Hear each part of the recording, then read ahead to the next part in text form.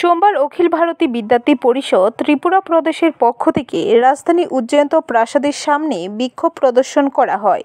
সংগঠনের নেতৃত্বরা সংবাদ মাধ্যমের মুখোমুখি হয়ে জানান, নিট ইউজি 2024-এর পরীক্ষার প্রশ্নপত্র পরীক্ষার আগেই ফাঁস হয়ে গিয়েছিল। অর্থের বিনিময়ে প্রশ্নপত্র ফাঁস করে দেওয়া হয়েছে। এই ঘটনা সিবিআই তদন্তের দাবি জানায় অখিল ভারতী বিদ্যার্থী পরিষদ ত্রিপুরা প্রদেশ। সেখানে পরীক্ষা চলাকালীন বিভিন্ন রকম আরোপ এনটিএর উপর ছিল। এখানে পেপার লিক, এক্সাম হাইজ্যাকিং, যেটা আমরা প্রথম শুনতে পাচ্ছি। What is exam hijacking?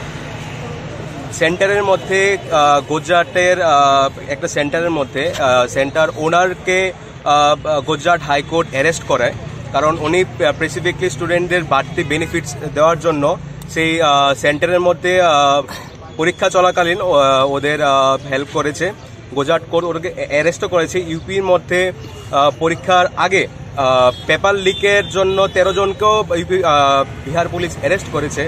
তার পাশাপাশি আমরা দেখতে পাই টেলিগ্রামের মতন প্ল্যাটফর্মে পরীক্ষা 48 ঘন্টার আগে 30,000 টাকা 50,000 টাকার বিনিময়ে এক্সাম পেপার লিক করা হয়েছে।